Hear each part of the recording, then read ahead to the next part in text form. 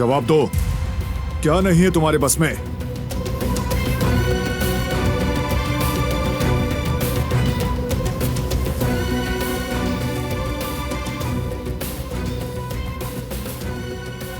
क्या पूछ रहा हूं मैं?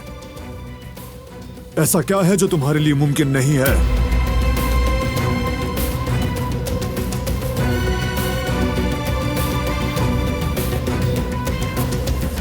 वो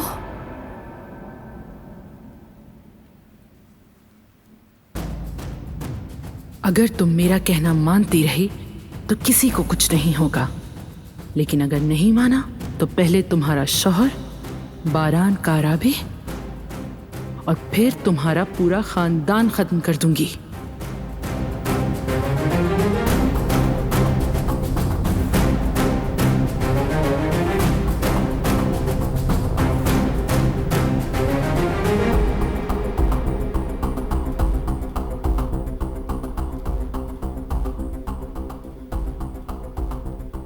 जवाब दो मुझे।